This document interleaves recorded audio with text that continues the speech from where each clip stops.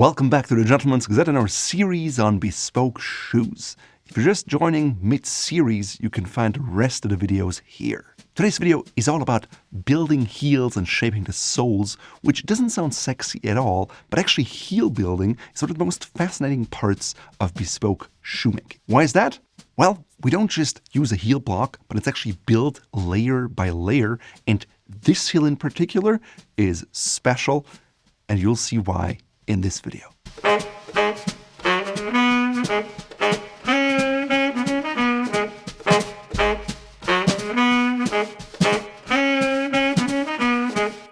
the last installment, you could see how the outsole was added, cut to shape, and wooden pegs were added in the heel area. When you go to your cobbler or even at shoe factories, typically the heel comes pre-made as a block. Sometimes it's made of all leather, leather fiber, or some kind of leather product. In bespoke shoes, the heel is typically not just stacked layer by layer out of high quality leather, but it's also shaped in a much more elegant way.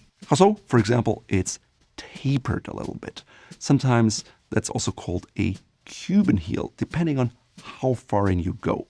A more extreme version you can see, for example, in cowboy boots.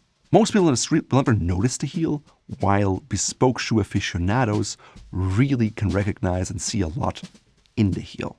Why is that? And it makes a big difference, but usually you can't quite figure out what it is about the shoe, but frequently it's the shape of the heel that really just makes it look great. I've also had slippers that used a wooden heel, but leather is better because it dampens it, the sound is nicer when you walk, and it's just a traditional material of choice for heel building. St. Paul shoemaker Amara Hark specially treats her leather before she starts building the heel. First, they're pre-cut into a rough shape. The quality of the leather is pretty much outsole leather, and you can also see that reflected in the thickness. Once the heels are pre-cut into a rough shape, they are sanded to break down the surface, which increases the glue adhesion capability. In order for the leather to be malleable, Amara wrapped them in damp newspaper for about 48 hours. That way, the leather is not completely soaking wet, which wouldn't be ideal, but it's also not dry and a lot more flexible than in a dry state. So obviously it increases the pliability and the flexibility, but it also helps leather to remember the shape of the final heel better. It's amazing how this, all of these leathers that are fairly stiff really become malleable when they're wet. This process can be done by machine or by hand, and Amara Hark did it by hand.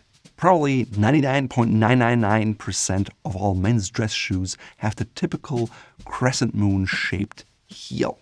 Now, this was a bespoke shoe, and so I talked to Amara and was like, wouldn't it be cool if we copied the design of the faux toe cap with that point also to the heel to create somewhat of a consistent detail that is unusual?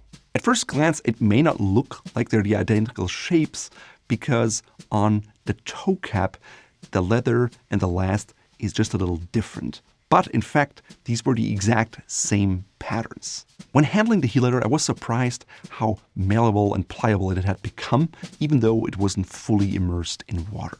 But it was even more surprising to see how hard it dried later on. If you haven't noticed yet, a bespoke shoe project comes with lots of decisions. So for the heel, you have to decide if you want a rubber cap, no rubber cap, if you want decorative nails, or maybe a little metal plate, or maybe a triangle that keeps the heel from wearing quickly. Most men's dress shoes out there have the black rubber cap set at a diagonal.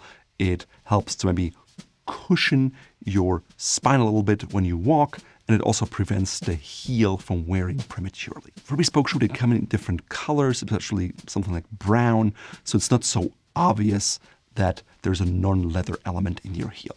Frankly, in most cases, it makes sense to have that rubber cap because your heel will last longer and you'll have to repair it less often. Of course, I, in my infinite wisdom, wanted to do something special and opted against one for this pair of shoes because I thought I already have so many other shoes, I don't wear them a lot, and it's not that big of a deal. Turns out I was wrong, and I'm bringing those shoes back to Amara to add a rubber piece back on. It's a little bit of work, but I'll also have her work on another pair of shoes. Honestly, it will be an interesting project and different than this one. So stay tuned. Before building the heel, it has to be positioned in the right way. Some makers position the heel outwardly and then shape it down. Amara prefers to do it in a different way. The location of the heel is also known as the heel rest, and Amara likes that there is a smooth transition from the heel cap into that heel rest. Because of that, she uses a pencil to mark the start and the end of the heel rest. Then she places the first layer of heel leather called a rand and traces its outline. She breaks the surface with a sandpaper because there's a smooth finish that she wants to get rid of, so the glue adheres better. The special glue she uses here is called Hirschkleber, and it's non-toxic and dries really hard. It's also fun to say, Hirschkleber, der berühmte Haller Lederkleber. Ja, it means as much as buck glue, hence the logo. Once the rand is glued on, Amara presses it firmly into place, assuring that it's exactly where she wants it to be. That's why she traced the lines. The next step is the layering of the heels. And to do so, Amara uses wooden pegs instead of nails, because the advantage of pegs is that you can even hammer them in on top of each other without creating any issues, whereas metal nails, you can't do that. And no, you can't just hammer the peg in. First, you have to use a pegging awl, and then you hammer in the peg. Where the pegs go may seem random, but there's a strategic method behind it. Basically, Amara wants to achieve a very secure fit, and that starts with the first peg. You can see Amara even cutting down the heel a little bit so the peg most closely follows the edge. You want the pegs as close to the outside as you can get them, but you can't have them showing. During this step, Amara cut herself. She was like, no worries, it's just part of being a shoemaker. When you start talking to shoemakers about their wounds, it gets like really grisly, really fast. People take a perverse pride sometimes in battle scars, and this job is no different. Once all the pegs are in, Amara uses a special hammer to ensure the layer is fully flat and adhered the way it should be. And again, Amara sands down the rand to make sure it's ready for the next layer and the glue can adhere here too. You can also see Amara using a pin hammer to flatten and neaten the edges of that layer. Because earlier I wanted this really pronounced fiddleback which she had built up, and then we also went for the pointy shape where the fiddleback would meet. The outside layer of the heel would be thicker than the inside, which will result in a really nice fan pattern down the line. Frankly, I've never seen this done before, and it's certainly not something you'll encounter every day. As you can imagine, she has to check many times to ensure everything is flat the way it should be. Once she gets there, she uses the next layer and uses it in the same way as the rand. It is first shaped, then glued into place, and then auled and pegged. Mara is really careful to keep everything properly aligned, because if one line is out of whack, the following ones will be too. And then, of course, the second layer is flattened and treated and neatened in preparation for the third layer. The third layer is applied in the exact same way as the second layer, but since shoes come in pairs, Amara constantly compares the heels between the shoes, because if you have uneven heels, you will walk unevenly. Also, for the fourth and penultimate layer, Amara wants everything to be super flat. The difference with this layer is that the pegs she uses are quite a bit longer, because they go through more layers of leather. The extra length of the peg gives each peg more grip, so you can have fewer pegs at this stage. Now for the fifth and final layer of leather, Amara put them on and looked at it from all angles, because she wants the shoe to stand in a certain way. She also account for the effect of all the layers above and how the final product will look like. That's a sassy heel. That is a sassy heel. I assume that's a good thing. Amara now uses the grinder to thin out and smooth the previous layer. In this case, she reduced the height to make sure she has the desired height after the final layer is added. Basically, she wants there to be 1 millimeter of space on the heel breast, which is the front of the heel, when you don't stand on the shoe. Once I stand in them, it will perfectly flatten out. I need to make both of these heels the same heel height. I want there to be just like 1 millimeter of space at the heel breast, and I want it to be even on both ones. And I can see right now that there's a little bit It's a little uneven. Amara proceeds to go back and forth from the grinder, ensuring that she gets it just right without taking off too much. Oh man, building heels is hard. That's one thing like building heels is hard for me. I don't know why. It's just so much back and forth. When she's satisfied with the height of the previous layers, she traces the 5th layer. After achieving her desired shape, she now adds nails to the heel block. They serve as a bridge between the block and the last layer. She also doesn't hammer the nails all the way down, so they can be cut off and become invisible once the final layer of leather is there. And then, once again, she applies the glue, adds the leather, shapes it to perfection, hammers it on there. During this somewhat longer process, Chris, our cameraman, got distracted by Amara's dog, Elvis. Now that all 5 layers of heel leathers are built, Amara puts the shoes under a press, which she likes to call the smoosher. As you can see, the shoes are pressed down in the vamp area to keep the shoe in place, and then also pressed down in the heel area to really compact that heel. Of course, the uppers are protected as to not leave any marks or nicks in the upper leather. The shoes are left to dry in the press for about 15 minutes. After the heels have fully dried, it is now time to shape the heel, waist, and fore. First, the inner part of the heel is shaped and evened out. Amara uses very special knives, like this rounded head knife and a rasp. She also uses various kinds of sandpapers and glass, all in pursuit to create a smooth surface that looks the part. Also, any excess leather on the outside is now being cut away. I mean, just look at this, how the fiddleback waist centerline aligns with the center point of the heel and that flare fan pattern. Not something you see elsewhere. But hold on for a second, we're not done yet. Now Amara will shape the waist and the fore, or in other words, the front of the shoe. But why is she doing that? So now we're going to shape a little bit more in the fore before we move back to the heel, because I want to make sure that things are proportionate to each other and that the heel doesn't somehow end up smaller than the waist, or every time that we change one aspect, then it changes the proportions of everything. Yep. So we're going to work a little bit back and forth, but yeah, the next step will be to move into the waist area. At this stage, Amara will go back and forth between both shoes to ensure they will match in the final look and result. Amara allowed the heels to dry overnight, so she really knows what the final product looks like. In this case, my pair of shoes looked somewhat high up or floating because the middle area was higher than the front. Amara did this intentionally because it helps a wider foot get into a smaller area and it's not necessarily visible outright. Don't worry, I won't look like a ghost floating above ground while wearing those shoes.